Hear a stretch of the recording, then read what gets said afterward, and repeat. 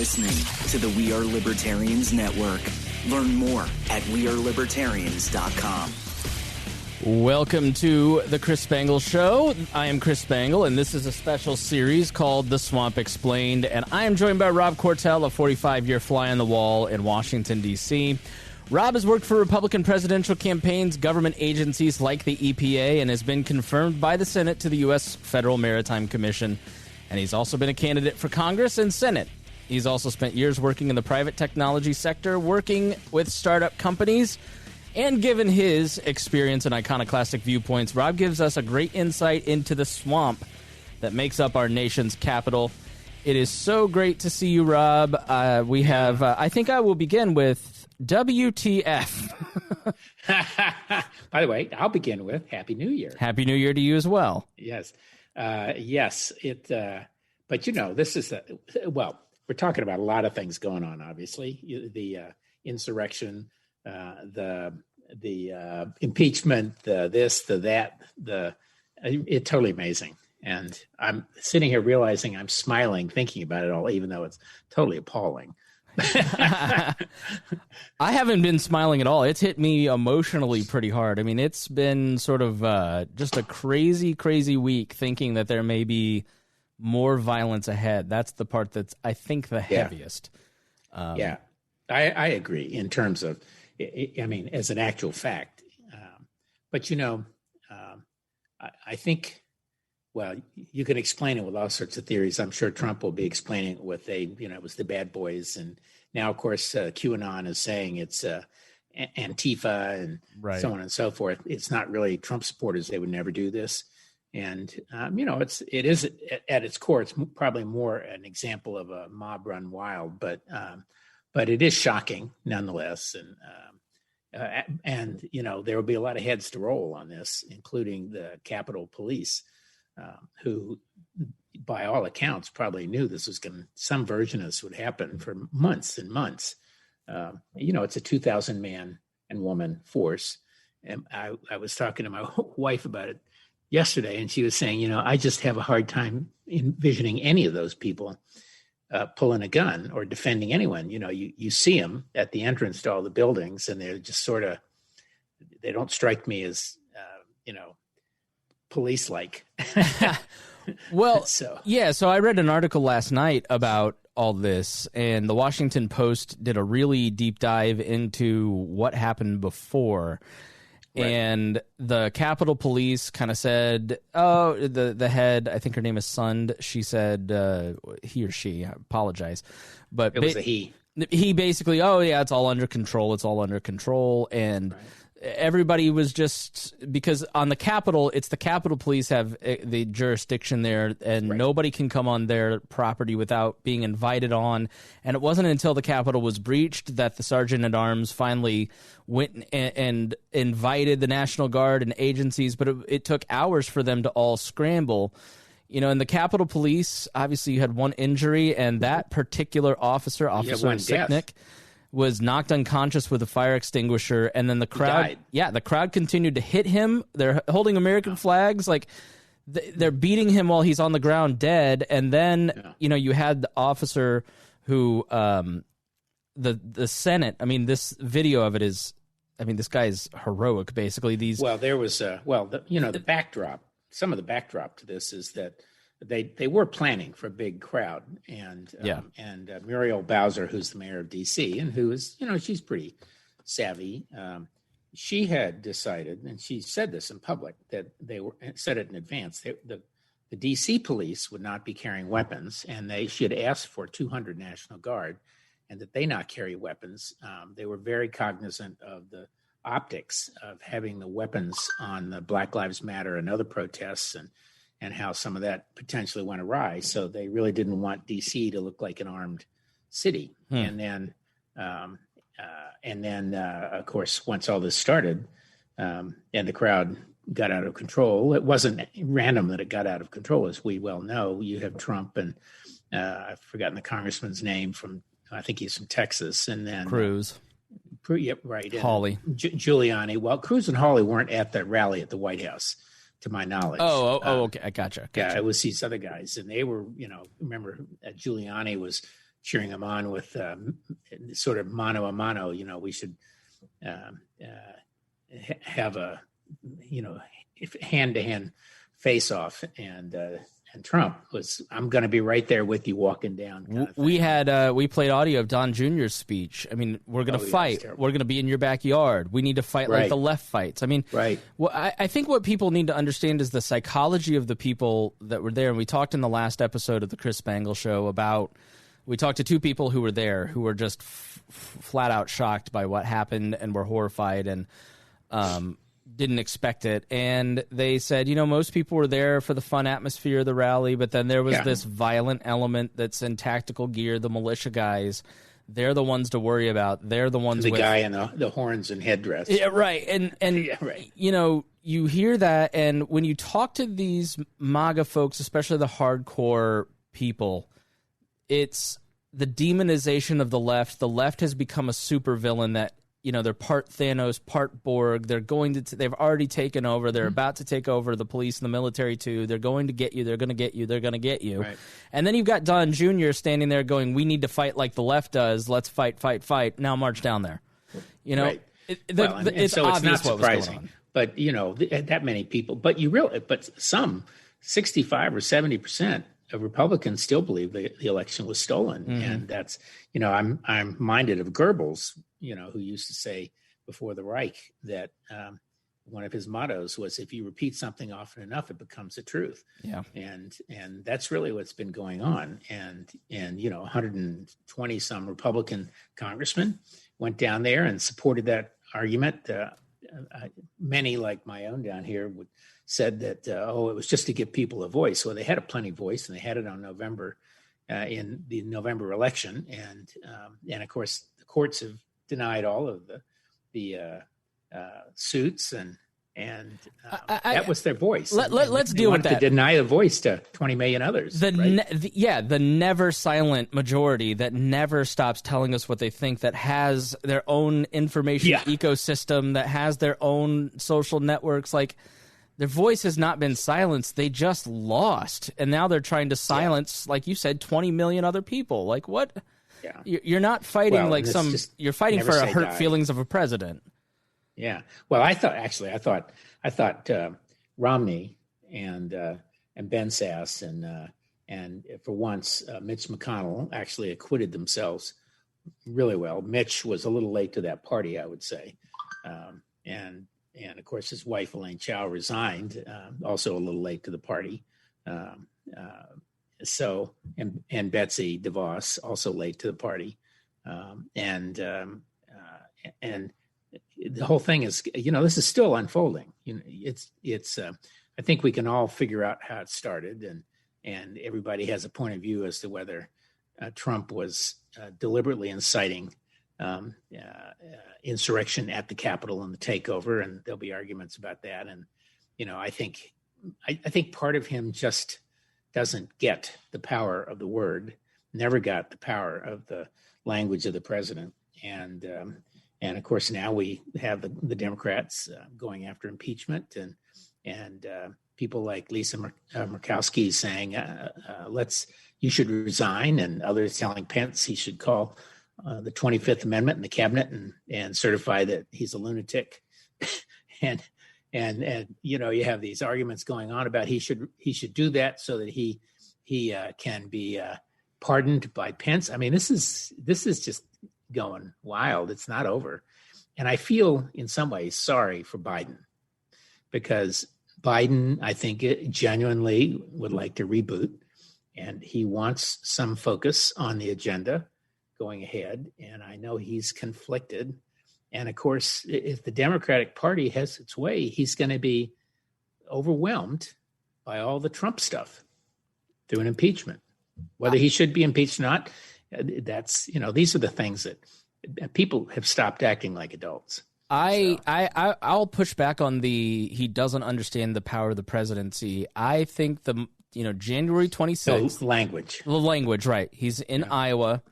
And he's giving a speech, and this is the infamous line, I can go out on Fifth Avenue, shoot somebody. It's really incredible. I think he understood his power very early on, And I think a lot of us kind of, because we're normal people, want to give him the benefit of the doubt and want to give all these people the benefit of the doubt. And that has kind of allowed him to go really unchecked. And it's like when you see somebody who has, if you've ever had a person, like every person that I know that was in a relationship with a narcissistic person from the beginning has hated this guy because they just trip those wires. And I've been thinking a lot about that lately because he reminds me now, I gave him the benefit of the doubt, but he reminds me now of one of those people. And that pattern of breaking up with that person, almost 80% of the time, it ends up in violence. And I think if he's not checked in this moment, if he's not reined in, if he's not put in jail, he's not going to stop. And well, okay, I get that. And by the way, I don't think he misunderestimates his power. But I think he still, in many ways, thinks of this as a reality show. Yeah, and so it's a fantasy in so many different ways. I mean, he lives in a fantasy land in a lot of different ways, and in some ways, that's probably to his benefit because he can barge ahead and do stuff that other people could only fantasize about, whether you agree or disagree with him on a policy or this or. Get rid of the shower regulations and the toilet regs, and everybody's saying, "Give me a break." Is that what you really want to focus on? But in his fantasy, these are important things, I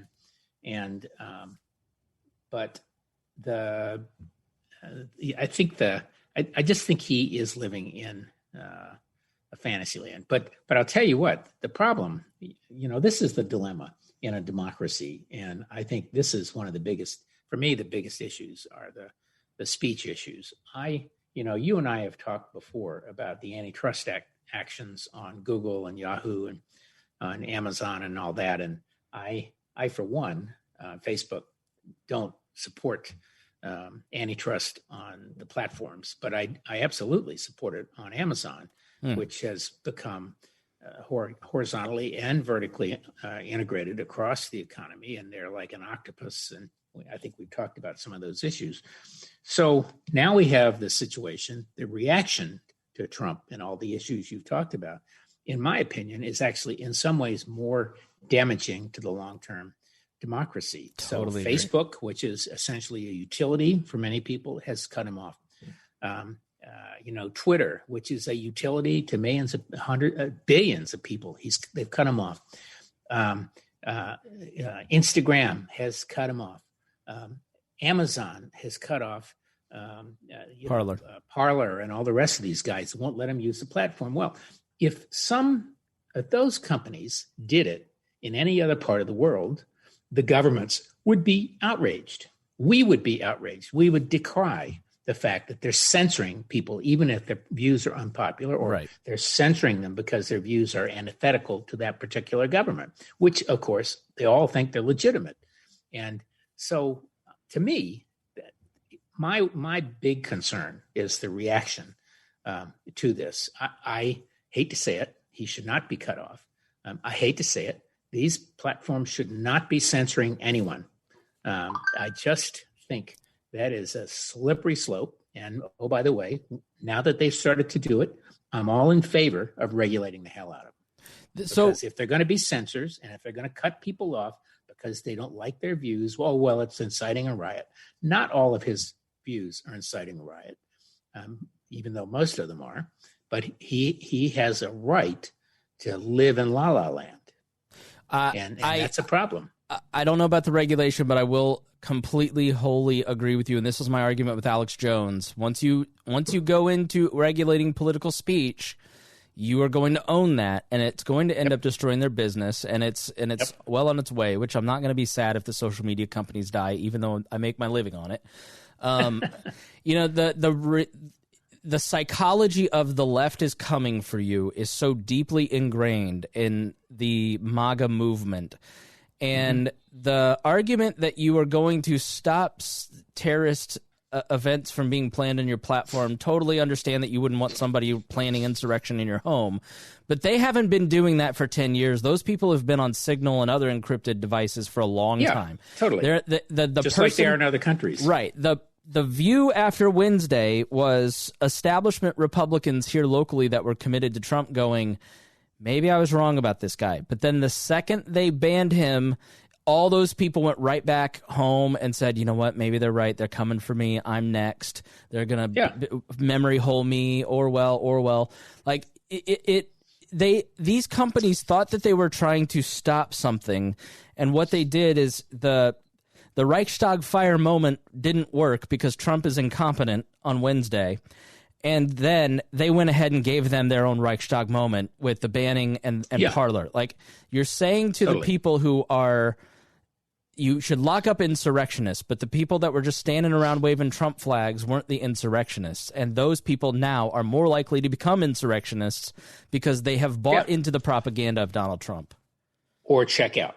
Right. And I don't think it's good they check out. Now, there's so many different waves of issues here. I mean, I think these people, by the way, these people who voted for Trump are half of the population of voters. So there's 7 or 8 million fewer than Biden. But when you get down to the numbers, it's almost every other person you meet voted for Trump. Every other person voted for Biden. So I think one of the big issues for society, and primarily now Biden, and the Democratic Party, is to figure these people out. Why is it that some very large percentage voted twice for Obama and then twice for Trump? There is a message in that about people's views of who they are and how the government treats them. And I think that's going to be the real big political question of the next, a decade or more. And Biden doesn't have a lot of space to play in that. And in some ways, he's the perfect guy. I find him, I must say, he looks decrepit. He sounds decrepit. Decrepit, ineffectual, weak. Yeah. I mean, it's kind of. I don't think he's weak. I think he knows his mind. The big argument from so many of the Republicans I know is, well, he's okay, but Kamala Harris is really going to run him like a puppet. I really don't believe that, unless something happens to him, and I doubt she's going to make it happen to him. This guy's run for office 4 times. His whole life has been about becoming president. Like, in many ways, and we should talk about Pence. He knows what he wants to do. He knows he's waited for this moment his entire life. And much like Mike Pence, who his entire ambition, which is greater than any other value he holds, has been to become president of the United States. And when Trump turned on him this week, now all of a sudden, go to Twitter and type in, quote, a source close to the vice president says, end quote, and look at all the different stories that are starting to leak out of Mike Pence's office. The long knives are out between those two, which is going to be fascinating. I mean, what do you make of Mike Pence and his actions over the past week? Well, Pence is a creature of the establishment. I mean, he's bland and everything else. Third in the House, governor, ambition-riven, as you describe him. I agree with you 100%. But he is absolutely a creature of the establishment. He is right of center. He's way too conservative for me personally and a lot of other people. But he's got to straddle that line, and I think he knows. He would be, I think Cruz and these guys, I think they're going to face a barrage when they start running again, and people are going to use the riots in the pictures against them in the primaries, and it's well earned. So I think Pence is doing everything he can to retain his position, and I think he hopes that Trump will further discredit himself once he's out. And of course, now that he has no platform, maybe Parler comes back, but that's not going to be 85 million people or 84 million people like he's got now on Twitter. And oh, by the way, Twitter is everybody. Twitter, the left and the right follow him, and the media follows him. But now they won't be able to do it, will they? Yeah. So, well, I mean, I'm just sitting here thinking as you're talking, like, when you're criticizing, when someone is criticizing Trump, There was always but he hasn't done X, Y, and Z. Trump is good at not laying his cards on the table. I feel like the cards have been laid on the table now. It's obvious who he is and what he is, and you're either against that or you're for it. And what do you do with these Republicans who have known better than anybody else what was going? Nobody knows better than Mike Pence. Nobody knows better than some of these senators, Lindsey Graham, for instance, who have known, have enabled, have been sycophantic, and then now have had the change of heart after the cards were laid on the table. Does a Ted Cruz and a Hawley resign, or how do you deal with it? Well, I think there's a difference between Hawley and Cruz and Graham and these others. Now, there was Mick Mulvaney was on the tube this morning, one of the Sunday shows, and he was asked, "Well, you said this isn't the Trump you know. Well, how do you know? And what's different?" And he mumbo jumboed but he made the case basically that when he was there, Trump for 2 years had a lot of people of contradictory points of view, which I happen to know is true on some things. My favorite law, the Jones Act, he had people on both sides of that. Least favorite law, but so he was saying those people are gone, and they're all whispering in his ear, and they're trying to make him happy, and so Hawley and Cruz are supposed to be big boys, and what I find interesting and fascinating is they have totally taken the focus off of the 120 some Republicans in the House side who voted to overturn the election, and maybe because in the House there's so many of them, and they've lost sight of what's moral and rational. The reality is people like our local congressman, in my opinion, who was one of the 6, Virginia congressmen who voted all together to blow the election off. I'm convinced, he's a good guy. He's done some great things. He straddled, right and center well. He's got a lot of federal workers, but he put his conscience and his morals in his right hip pocket. So as a defense, and he knew they would lose. He knew there was nothing there, and yet he gave voice to this, the conspiracy theorists. So in my opinion, he's got blood on his hands too, just like the rest. That's been fascinating to watch the Indiana delegation, because some of the surprising people that didn't participate, like the new Congresswoman Spartz, Bouchon didn't, Trey Hollingsworth, who've been fairly pro-Trump, and Todd Young, for instance, didn't participate and go along with it. But then there's Mike Braun, who's just malleable. Yeah. He's just a lunkhead. And then there's Jim Banks, who is a rising star, one of the people that when he was in the state Senate, I got along with very well, really have always respected Jim Banks, thought he was just a really decent and upstanding man. And then he has just gone full Trump this year as a calculation to, I think part of it is these people have so much trouble raising money in the Trump era now that they felt that if they did this, it would help with their fundraising, which is their real full-time job. And Banks is now just like, his reputation here is ruined. He's except with a certain segment, and maybe that'll probably will still get him elected in his district. Greg Pence only went along with Pennsylvania, Mike Pence's brother, and didn't go along with any of the others. Walorski went along with it, Jim Baird. But Banks has led that delegation, and I mean, to me, it's an unpardonable sin because it's just so nakedly like you just watch Banks and you just go, you only did this for fundraising. Like there's no conscience. Right. And I think, to be perfectly honest, I think for most of these people, it will not hurt them, right? Because they're trying to defend against the right flank. And as you know, all of these districts have become much more conservative and concentrated, and only a handful of districts ever change. And so I personally think it's not going to hurt any of them. I wish it would. I do think it may hurt Hawley's ambitions and Cruz. And Cruz is so far out of fighting shape. He's put on weight. He's got this scraggly beard. It looks terrible. Hawley, that photo of him on the steps with the fist. Yeah, that will be used against him forever. There's a popular libertarian podcaster, radio host named Austin Peterson who ran against Hawley in the primary and lost. And there isn't like a week that goes by that I don't wish that AP had won. Yeah, he would have been he would have been pro-Trump, but he would have not have been this, I don't think. I mean, it's just oof. But so what is the permanent damage? I mean, we can speculate about the political damage and all that kind of stuff. And I think it's going to be random and erratic as to how the damage falls. But this is about the swamp. So what's the swamp doing in all this? Well, Pence is out of the swamp. So Pence followed his constitutional role. He did his job.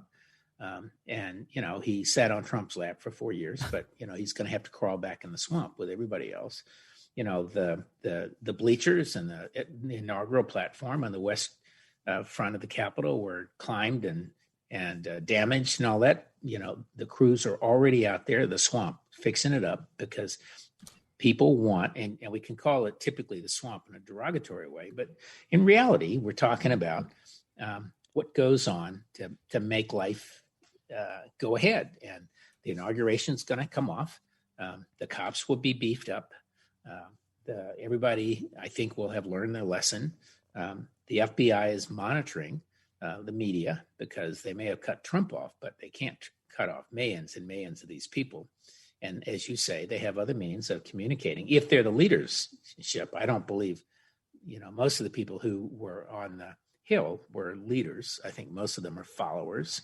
It only takes a handful of leaders with the wrong point of view to lead you into the, to the sinkhole. But the government is still functioning. Checks are going out. Yes, they made a mistake and sent them to the tax preparers, but somebody in the swamp caught that already. These are, as I have, we've talked about repeatedly, there are times when I'm glad the swamp is there and just does its job. And then there are days when I gnash my teeth and would like to drain the swamp. Yeah, I mean, when you say these congressmen aren't going to face consequences, I'm kind of like, well, then don't the protesters have a point? Then don't the insurrectionists have a point? They sort of do. They do. They sort of do. It's this notion of breaking things and trying to fix them. And, I think history will say that on some things, Trump was right and right to try to break things. But where he will be judged a failure is on when you break the china, what are you going to set the table with? And he has a complete dearth of ideas that could be executed. And that's going to be the way they write it. And they'll write it as the guy who caused an insurrection at the Capitol. I know. If he had not done this, if he had not gone down this route, he would have been the guy who got the vaccine out. Yeah. That would have been his legacy. I'm not sure he will get credit for that. I think there are a lot of mistakes the Democrats make. We may have talked about this last time. I think they should just give him credit. They were wringing their hands 6 and 9 months ago, saying there would be never you'd get a vaccine before the end of the year. Well, that's insane. And only if you cut corners and do things poorly and expose the population to death and disease and blah, blah, blah, blah, blah. And here they did it. And the only reason they got it done was because Trump insisted. And that's where a president can make a difference. Yeah. Not pretty to watch with him, but you can. This is now his legacy. I mean, Wednesday. Yeah.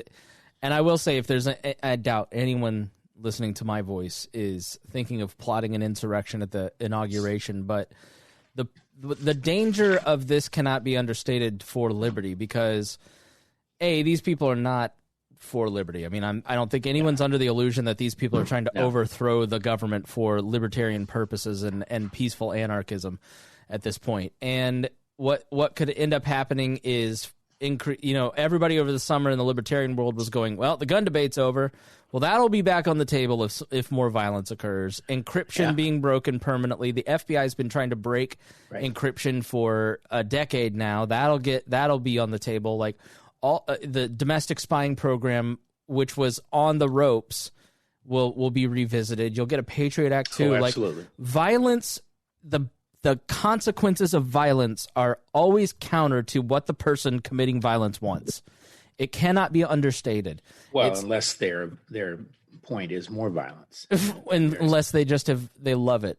One of the funny things that, Rob, in that interview, the two guys that went there yesterday, one of them goes, yeah, there were all these guys in tactical gear like screaming out orders to other people, and everybody was just looking at them like they were super weird and weren't following them. And I just I don't know if you've heard of live action role play, but with live rounds, like that's what it sounded like. Totally. Well, so I'm going to show you a T-shirt, which you might enjoy. Sorry, I was on mute. Which I think my wife gave me, but which is the story of last year. Yes. I was sitting here thinking, if, of course, the year has begun on this note, but it's really the culmination of last year. And I guess in my mind, 2020 isn't over until January 20th, 2021, frankly, because the big story is politics, the election, and Zoom, and going, like this. And we, and it is,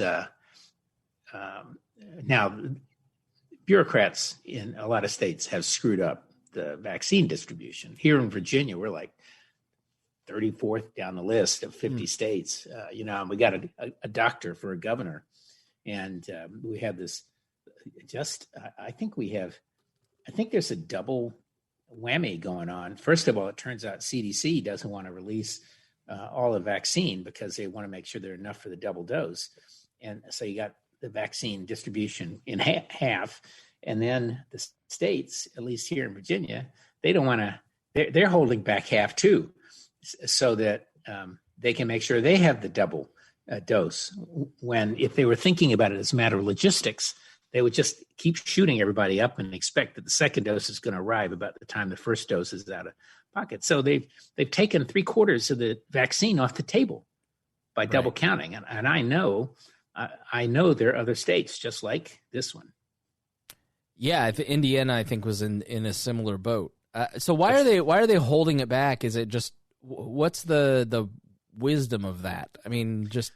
Well, I think they're not thinking through the logistics, nor is there sufficient communication, it sounds to me, between the federal government and the state governments. If I did not learn or had not read until I think yesterday that CDC and the others were holding back about half of the doses so that they could have enough to follow on the first round with the second shot. And Biden's whole plan, Biden says we're going to push it all out and you'll get a second shot in time. We'll get it to you. And I think that's the intelligent way to approach this. So will it work without the booster? I thought there was like a very specific timeline. It's interesting. It depends on the vaccine, but there is data that shows, I think it's the AstraZeneca one. Actually, the results are better with one dose than with two doses. So I think we're still learning on all this stuff. We're learning as to, it appears that the alternate strains are probably subject to this one too, and all that. But I do think it sounds to me like they really screwed up the logistics.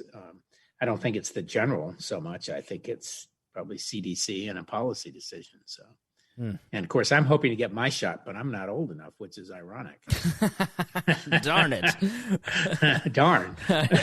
Well, I'm not old or sick enough. Yeah, well, just hire a at makeup. the age of 70. Just hire a makeup person and hello, just like right. Yeah. Well, I could probably cross down to Florida. Unfortunately, I don't own a condo down there anymore, but could have gone down there. They're shooting up anybody who arrives. So. Really? Yeah. Yeah. So I haven't read that. Yeah.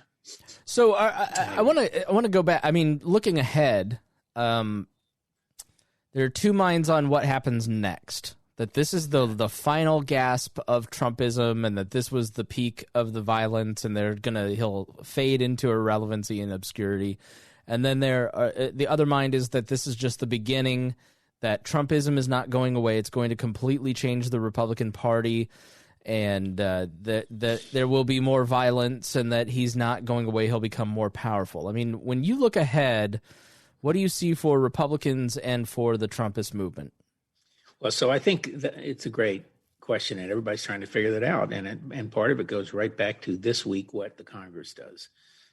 I know that everybody's talking about Trump's point of view, which is should he resign so he can avoid prosecution by Pence, waving the magic pardon, but on his Republican opponents, Cruz and Hawley and these other guys, anybody who wants to run should be voting for impeachment because that's the only way they can keep him from running. Yeah.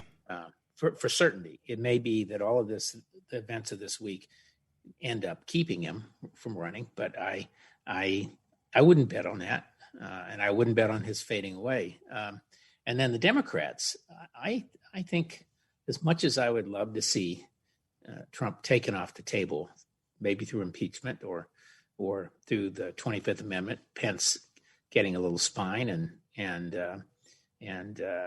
calling the remainder of the cabinet together and get half of them, declare him unfit.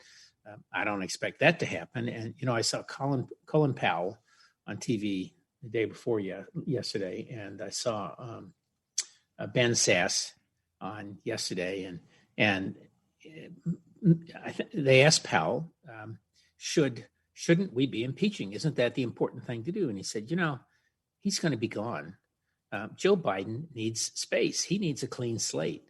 And if you make Trump the message, it's just going to screw up the beginning of his presidency. We need to look forward, not backwards, which I thought was, so he said he deserved it, but don't do it. And then Ben Sass, the reporter, says, don't you think that's the single most important thing, Donald Trump? And he said, no, it's not the most important thing. The most important thing is that there's a new administration and we need to move forward and end the past. And I think that's probably good advice.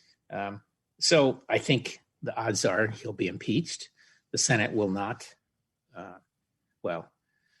They may start it actually because Schumer will become majority leader on the 20th before that, actually. Well, no, the 20th, because they need Kamala Harris to vote for the Democrats. And he could pick up the cudgel at that point. But I just can't imagine, and particularly listening to Biden, that he wants that to happen. So my best bet is that Trump gets off scot-free, except for all the noise, goes back to Mar-a-Lago, where the residents who surround him are going to sue him for living there. And then he won't have the Twitter platform and the other means, but he will have people who are willing to write him checks and everything else so he can buy or build a network, and he'll do that. His kids are still running around. Don Jr. I think Jared and Ivanka will just disappear. Eric and Don absolutely will. Yeah. Yeah. But I think people have short memories in politics, particularly voters. I know occasionally they don't, but generally they have pretty short memories. And I suspect the party is now largely the Trump party without all the histrionics. I think, unfortunately, we the party have become anti-immigration and anti everything, and pro border wall and sort of no policy positions that are based on anything rational. And so in my mind, the Republican Party has become the rhinos, Republican in name only. I'm one of those people who thinks Republicans respect institutions and conservative. Well, baked into the heart of conservatism is the rule of law. Yeah. And that's the key here, is the rule of law and respecting the law and its existence. And that's the hard part about Trump is, let's say you pass an impeachment bill that includes that he can't be president again. Him and his followers don't care what that says. He doesn't care about being a legal or illegal president. He's president. Right. And we're going to impose our will on you through violence. And that's where this becomes dangerous, is that you've got two constitutions out there running. That's when it becomes, there's the hopeful view that you've just outlined is sort of like the 1918 pandemic, where everybody acted so awful that once it was kind of over, everybody just said, I want to forget this period of my life. I don't want you to remind me about it. We're not even going to make art or music or films about any of this. Like 2 books were written about it at the time. Yeah. That maybe people, once this is kind of over on the 20th, just go, I just don't ever want to think about him again. But I think they're going to be. I just think, you remember, they made the election about the rule of law. Right. That, well, they're not following their own laws. Well, that's not true. Well, they did something here and there unlawfully. Well, that's not true. So it's back and forth, charges of lawful, unlawful. And, the good things that could come out of the election, aside from Trump disappearing, would be, I think it's probably worth doing an electoral commission to once and for all look at the ballots and how the states do it. And the Constitution leaves it up to the states to do these things, but it doesn't mean there can't be a meeting of the minds about sort of what's best practice. And in point of fact, most of them do follow best practice fairly carefully on the votes, and which includes having printed ballots even on the machines, and not being online to the web, so you can't be hacked and things like that. So, but I think that would be important, and frankly, they need to put somebody who's from the Trump side on that commission. So they're covered on that too. So I think that would be a good thing. I don't think it would be good for them to pursue him. Merrick Garland, thank God they appointed Merrick. Merrick is he's a friend and known him probably 40 years. And, really? And yeah. And I don't think we've talked about that. I didn't know that. Oh, well, I was outraged at what Mitch McConnell did on Merrick. And, I was asked to write a $10,000 check to McConnell a couple of years ago by Elaine, who I've known also for a long time. And I just could not stomach the idea. And what I said at the time was, I'd made a decision a long time ago only to give to Virginia politicians, because that's where I live, plenty of people giving at the national level. And number two, only to people who needed my money. And so, oh, great. Well, thanks, Bob. Click. That was, that kind of conversation. I could not give him a penny. And frankly, I'm probably not ever again going to vote for this Republican congressman here because of what he did today. But I think my case is unusual. I think most people will forget and rationalize. And I think a lot of these guys will pick up that Trump cudgel and just make life difficult. This is where the people in the middle, though, in the Senate can be really important. Lisa Murkowski and Manchin and Susan Collins and people like that. This is where they can really show their stripes. Romney, people like that can make the difference. They can move things from one side to the other side. And I think Schumer could show some comedy that's not comedy with a D. Right. He'll do both. Yeah.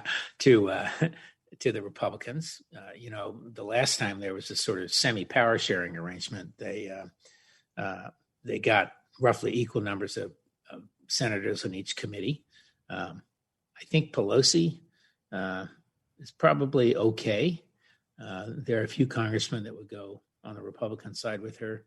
The problem is the Senate, where you need 60, and I suspect if Schumer doesn't do some deal, then Mitchell will be a thorn in his side. But back to all this, people like Merrick Garland, I really doubt that he will see any sense in pursuing Trump like a wounded rabbit through the woods. I think they will be better off if they don't. Let him slink away and just go on with life and show some successes. What about the state's attorneys generals, like the Cy Vances of the world? I would have the same point of view about it. I would not vote for one of them again either. I think all of these people have exhibited a tremendous lack of moral courage and intelligence. There are some who believe what they say, but by and large, I don't believe most do. My question is more, do you think Trump, so final Trump question, because I want to ask you about Garland, but, do you think that the attorney generals in New York or some of these places will pursue him legally And do you think that he will pardon himself? My gut says he's absolutely going to pardon himself, and he'll pardon anybody who was involved in the Capitol insurrection. He's gonna if you know, Stone and Manafort, those weren't controversial. He'll do Assange, he'll do Snowden, he'll do himself. He's going to leave with as much chaos as humanly possible. But do you think he pardons himself, and then do you think that he faces charges in the States? I think it's possible that he will pardon himself. Possible, but frankly not likely. But you know, it's a Hail Mary. Number two, on the states, I think the states, I would have the same point of view on the states. They would be better off to let him go and slink away, because wherever they pursue him, he will be the news. Not Biden, not the new page, not the new year, not the future. It will be about Trump and the past, and not anything that comes out will change anyone's minds. It will all be seen as a witch hunt, and frankly, it is a witch hunt. You know, prosecutors have you know, the New York prosecutor is, you know, I think he's somewhat of an idiot. He's not quite as smart as his dad was. If he's smart, he'll just drop it. They just or do a settlement, offer Trump a settlement, so he admits guilt or whatever. You know, they need to make Trump go away. And he will not go away if he's in the news every day about a trial and being beaten up by these people that his supporters think are the bad guys now. Yeah, the sooner you kill the victim mentality, the victimhood, the sooner that fever kind of breaks, I would imagine. Yeah, I just think they got to let him go home. He's going to spend a lot of time stewing and figuring out how to make himself rich again. You know, I'd be willing to bet his net worth is down by 50%. Whatever it happened to have been, it's half of what it was. And he needs to deal with that. But what about the argument that if you don't punish him for his crimes, if we continue to keep letting politicians off of the hook and they don't face consequences, then in the future people will do this same thing in the future, but they'll be more effective at it? I think unless it's a clear-cut crime, it's really hard for people to accept that political punishment in politics. You know, the Romans had a rule basically for most of the empire that they did not execute their predecessors for crimes or anything like that, because they knew that was a way to, that was revenge, or it would be seen as revenge. Well, maybe it wasn't revenge. There is no question Trump incited that mob, that insurrectionist mob. I truly doubt he believed they would go break through the Congress and essentially carry the torches. But irrespective of that, it's like crying fire in a crowded theater. You can be arrested and jailed for that. So he deserves impeachment. He should resign, maybe. But in point of fact, it just does no good whatsoever other than to make the people who prosecute him feel good. 40% of the country will feel that it's a political vendetta, including people like me. I think they should just let him quietly go, just like Colin Powell said, and Ben Sass. Let him leave out the door. Close the door behind him. Don't let him back in. Remind people of what a bad actor he was. He will remind people of what a bad actor he was. So tell us more about Merrick Garland. Who is he as a person? I mean, what is he like? How did you know each other? You know, what can we expect? I mean, he's got a big task in resetting the Justice Department after two administrations that really just kind of used it in a way that, you know, wasn't supposed to be used. Well, Barr, I must say, Barr is going to have, I think he sort of, you know, at the end tried to clean up his act a little bit. And he, of course, has said he should be impeached and this and that. But I think Barr's big problem is that he had a fairly good reputation in circles in D.C. And there will be people still who will forgive and forget all that and say, well, he was just doing what he could, you know, to keep the republic on the boat on an even keel while the president was manning the helm, and it was patriotic duty to save us. But reality is I think he'll have a harder time. We're not, I see Merrick about once every 10 years, probably. He used to date a woman who worked with my wife at McKinsey, and then he and she broke up, remained friends. We would see them, every so often, every other year or two or three, and dinner and exchange emails. And he married a wonderful woman, and the woman who he dated married a wonderful guy, and everybody's living happily ever after. And he is personally about as centrist a person and stable a person as you can imagine. He teaches, he tutors, has done it. He did his kids' soccer teams. He is genuinely a super smart and super nice guy. He's got great experience. He was on the Oklahoma bombing. He was the lead on that. He was a guy who got Timothy McVeigh, basically. He's got good civil rights background. He's got good terrorism background. He's been a very moderate jurist. This is why it's a shame he didn't make it to the Supreme Court. And this is why, people like that naked abuse of power that Mitchell did against him when he was nominated by Obama 10 and a half months before the election. So anyway, I think he'll be terrific. Do you think that Garland was not a bomb thrower? Right. Do you think Garland was chosen over Doug Jones, the former Alabama senator, because of the domestic terrorist background, that maybe they feel that there's going to be, there's a pretty growing threat, according to everybody in cybersecurity, that, domestic terrorism is going to go on the rise once we have Biden as, do you think he was chosen for that background then? I'm guessing that was important, but I think the bigger issue is when you look at Biden's cabinet choices altogether, by and large, they are people who he's known for a long time, who are well established, and none of them are bomb throwers. You think about the education portfolio, Randy Weingarten, and who's the head of the NEA. Everybody on the union side wanted her, but of course nobody anywhere else wanted her. But she's the equivalent of a bomb thrower in education. The bomb thrower because she wants a status quo, not to change things. She's against charter schools and this and that.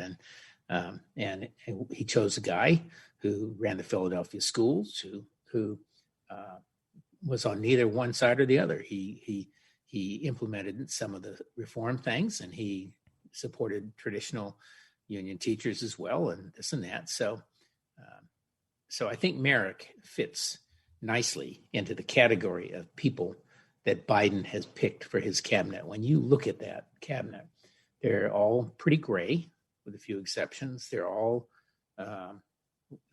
largely wise, smart people, intelligent people.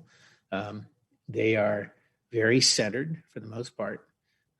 And they're just no bomb throwers in that group anywhere. And I think Doug Jones, I'm sure Biden had met him a couple times, but I know he knew Merrick because the videos of him at the White House and this and that in the ceremony. And when he got picked, were you like, you see it on Twitter and you're like, holy cow. What that's got to be a weird feeling. Yes. And I sent a note to my wife and who was doing something else, and my daughter in Dallas, and my son in Australia, and they said, "Oh yes, I know you and Mom know him," and that kind of thing. So yes, it was just a yes with a fist and an exclamation point, and kind of like revenge in some ways, But he was the right. It was a very politically smart move from Obama to pick him because he was so unassuming and hard to be mad at, and there's nothing to pick on, and he seemed like a decent guy, and he was centrist, and probably Obama, I always felt, was just sitting in his office going, all right, let them wail and complain about this guy. Good luck. And they sure as heck did. They did, absolutely. So anyway, so we're glad. So we always end with a little dining guide to DC, and people one day hopefully this year we'll be able to make it to DC.